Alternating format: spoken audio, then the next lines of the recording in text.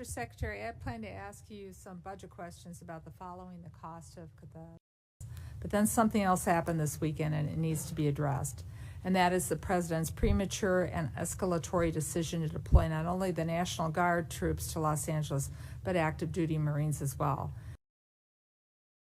History has proven that law enforcement and the National Guard are more than capable of handling situations more volatile than what happened this weekend.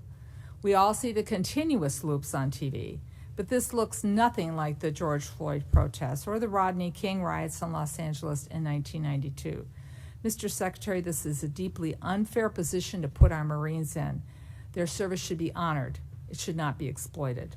The President has issued an executive order and talked about deploying troops across the country. Well, Congresswoman, thank you for the question.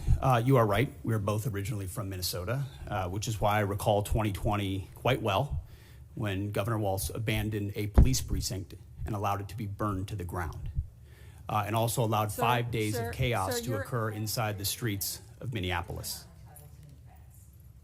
The police precinct, ma'am, was abandoned and burned to the ground.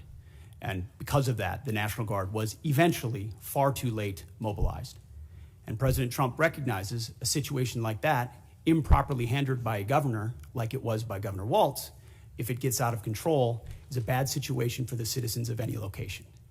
So in Los Angeles, we believe that ICE, which is a federal law enforcement agency, has the right to safely conduct operations in any state and any jurisdiction in the country, especially after 21 million illegals have crossed our border under the previous administration.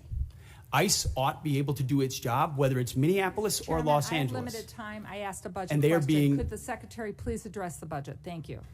You asked about the situation in Los Angeles, and we believe ICE agents should be allowed to be safe in doing their operations, and we have deployed National Guard and the Marines to protect them in the execution of their duties, because we ought to be able to enforce immigration law in this country, unlike what Governor Walz did in 2020. There are 17,000 LAPD, you mentioned that. There would be 18,000 if not for the defund movement that folks like Gavin Newsom and Karen Bass have implemented. The police chief said she was overwhelmed, so we helped. If the Secretary is not going to ask the budgetary questions, I will yield back my time if the Secretary refuses to answer the budgetary questions I put before him. They're important. What training missions aren't happening? Where are you pulling the money from? And how are you planning this in the moving forward? So we have the funding to cover down on contingencies, especially ones as important as maintaining law and order in a major American city. Right. As far as training, all of the units on the ground have been fully trained in their capabilities of what they're executing on the ground. For budgetary, if he needs to get back to the committee with the numbers,